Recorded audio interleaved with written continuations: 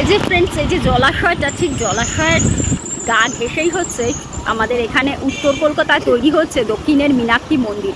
এবারে যেহেতু এদের থিম হচ্ছে উত্তরে দক্ষিণ, তাই এই থিমটা হচ্ছে কি না, মীনাক্ষী মন্দিরের স্থাপত্য ভাস্কর্য সমস্তই আপনারা কিন্তু এখানে দেখতে পাবেন। আর এখানে কিন্তু অলরেডি মাতৃ প্রতিমা চলে এসছে, তা চলুন দেখে নেওয়া যাক।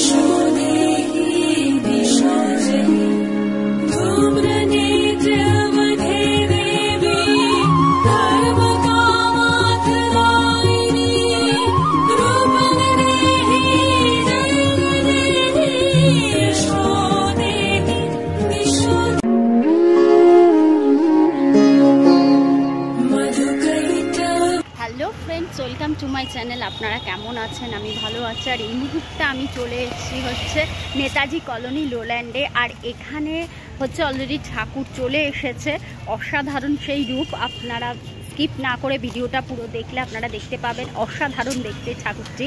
কেন এরকম ঠাকুরের আগে আমি কোনোদিনও দেখিনি। দুর্গা ঠাকুরের 18টা মাথা না 23টা মাথা, ওরকমই মনে হলো, খুব সুন্দর লাগছে দেখতে।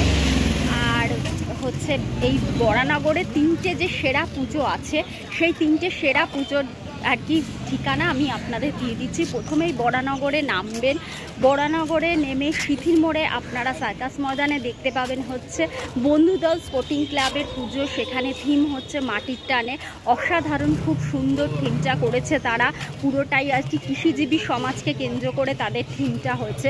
তারপরেই ঠিক 2টো স্টপেজ এগিয়ে আপনারা চলে আসবেন হচ্ছে লোল্যান্ডে। বরানগর থানার সামনে স্টপেজে নামবেন, সেখানে কিন্তু আপনারা দেখতে পাবেন তার থেকে সোজা থানার পাশের গলি দিয়ে সোজা এগিয়ে এলেই আপনারা লোল্যান্ড পাবেন। আর ঠিক তার পরের স্টপেজেই অটো করে গেলে আপনারা দাদাভাই সংঘ দেখতে পাবেন।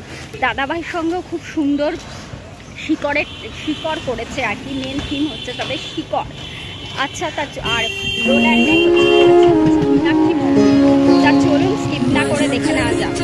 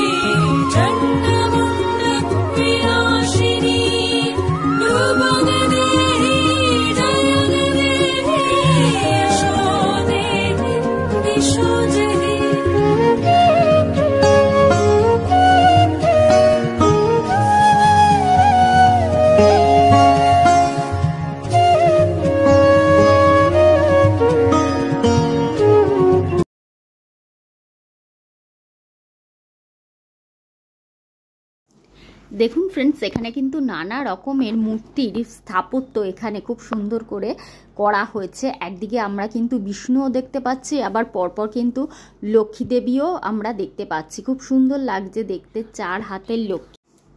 ফ্রেন্ডস, এই যে অসাধারণ রূপ এই ঠাকুরটির, 23খানা মাথা হচ্ছে এই দেবী প্রতিমার। অসাধারণ দেখতে লাগছে এই মীনাক্ষী দেবীর মন্দিরে যে মূর্তিটি এসছে। আর এদের স্থাপত্য ভাস্কর্য দেখুন friends, Vidhatri Varade Namah Rupang